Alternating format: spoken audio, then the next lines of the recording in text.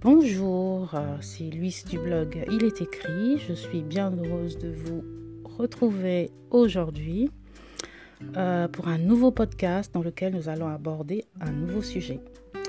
Mais avant de commencer, je vais vous partager le verset du jour qui vient à point pour ce thème que nous allons aborder.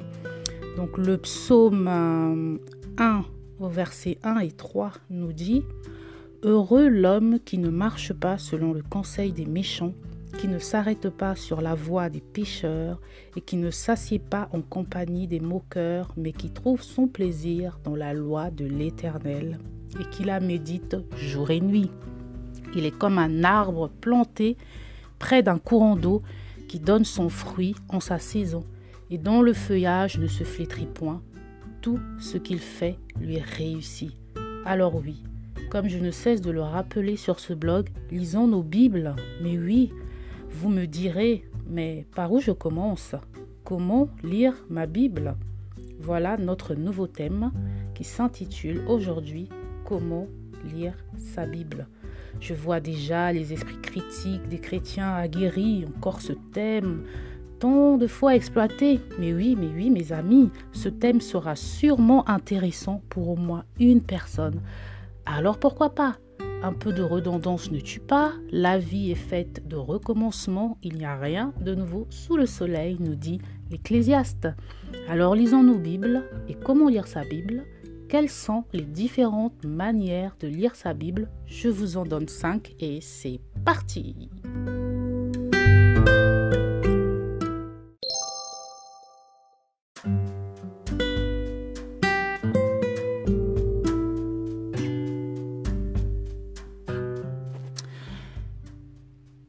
La première façon de lire sa Bible, donc la première manière que je vous propose, c'est de la lire de manière linéaire ou chronologique. Certains disent que la Bible ne se lit pas comme un roman quelconque. Je dis oui, elle ne se lit pas comme n'importe quel roman puisque c'est un livre inspiré. Mais rien ne vous empêche de la lire de manière linéaire en commençant de la Genèse à l'Apocalypse. Cela ne vous empêchera pas d'être richement béni par la parole. Il est vrai que pour les nouveaux chrétiens, il est recommandé de commencer par le Nouveau Testament, notamment par l'Évangile de Jean, qui nous présente la vie de Jésus. Certains trouvent aussi que l'Ancien Testament ou Ancienne Alliance, selon le vocabulaire de chacun, est bien plus compliqué, voire indigeste pour des nouveaux convertis. Je vous laisse le choix d'en juger. La lecture linéaire ou chronologique peut tout à fait être envisagée. Une deuxième façon de lire sa Bible serait, pas évidemment, lire sa Bible de manière désorganisée. Voilà. Donc, cette catégorie, en fait, il s'agit de lire sa Bible dans le sens que l'on souhaite ou simplement de se laisser guider par l'esprit qui peut nous amener à lire tel ou tel chapitre ou verset. Si on a pour objectif de lire l'ensemble de la Bible, il suffit de marquer ou noter tous les passages déjà lus. Et on peut aussi lire certains chapitres ou livres en parallèle pour faire des comparaisons, par exemple, entre les différents évangiles qui racontent la même histoire, pour voir les détails dans les descriptions, etc. Voilà, c'est aussi simple que cela. La troisième façon de lire sa Bible, c'est la méditation. Méditer la Bible. Donc, cette façon de méditer, en fait, peut être appliquée aussi dans les deux premières catégories que je vous ai citées, puisque quel que soit l'ordre dans lequel on lit sa Bible, on peut toujours prendre du temps sur des versets qui attirent notre attention et les méditer, c'est-à-dire qu'on prend le temps de réfléchir longuement sur un verset, un chapitre, une idée. On peut même décortiquer le sens étymologique des mots pour en saisir la profondeur.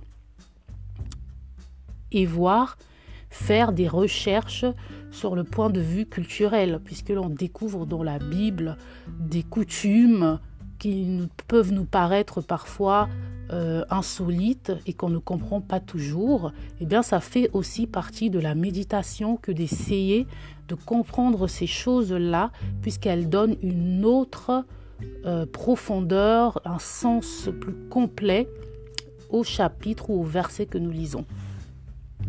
Alors, la 4e façon de lire sa Bible, ce serait de prier avec sa Bible, tout simplement. Combien de fois n'arrivons-nous pas à prier? Souvent, après 10 minutes, on a cité tout le monde, on a prié pour ceux qu'on a oubliés, on a même prié pour le petit chat de la voisine. Et après, on se dit, je n'ai plus rien à dire. La Bible est un outil que Dieu nous a donné pour apprendre à prier. Il y a des modèles de prière efficaces tout au long de la Bible. Jésus nous a donné le modèle par excellence au travers de la prière du Notre Père, que certains s'évertuent à répéter, ce qui n'est pas mal, mais il s'agissait plutôt d'un modèle sur la façon de construire nos prières. Ce sera sûrement l'objet d'un nouvel article ou d'un nouveau podcast. Les psaumes également sont remplis d'exemples de prières. Il nous suffit de choisir celui qui nous convient. On peut aussi déclarer la parole à voix haute. N'oublions pas que la parole de Dieu est vivante et que Dieu a créé le monde en parlant, en disant sa parole. Nous pouvons nous aussi la déclarer avec force sur nos vies ou dans nos maisons. Même pendant nos moments de méditation, certains versets peuvent nous pousser à la prière et il ne faut surtout pas s'en priver. Notre dernière catégorie, s'amuser avec la Bible. Lire sa Bible pour se distraire. Donc cette catégorie peut vous sembler bizarre, mais oui, on peut tout à fait lire sa Bible pour se distraire. Ceux qui auront lu l'article sur le blog intitulé « La Bible de bibliothèque divine » comprendront peut-être ce que je veux dire. Il y a tellement de sujets et d'histoires intéressantes dans la Bible, alors pourquoi s'en priver ? La Bible regorge de trésors, on peut s'amuser à trouver les significations des prénoms des personnages d'un livre et de voir combien leur nom est lié à leur personnalité. Certains textes ont une beauté, mais ils sont d'une beauté que l'on voudrait juste les lire ou les entendre pour les savourer. Voilà, simplement, lire sa Bible pour se détendre et passer du bon temps avec Dieu, c'est possible.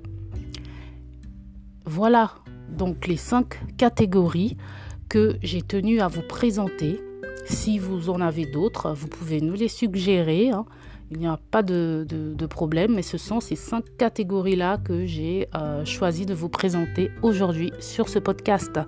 Et n'oubliez pas que ce qu'on apprend lors de nos lectures et méditations, nous devons par la suite les appliquer dans nos vies afin que toutes ces lectures n'aient pas été vaines et surtout afin que nous puissions porter du fruit. J'espère que ce podcast vous aura plu. Je termine avec ce verset que vous pourrez méditer. Josué chapitre 1 au verset 8. Que ce livre de la loi ne s'éloigne point de ta bouche, médite-le jour et nuit pour agir fidèlement selon tout ce qui y est écrit, car c'est alors que tu auras du succès dans tes entreprises, c'est alors que tu réussiras. Et je vous dis à bientôt pour de nouvelles aventures à vos Bibles. Ciao!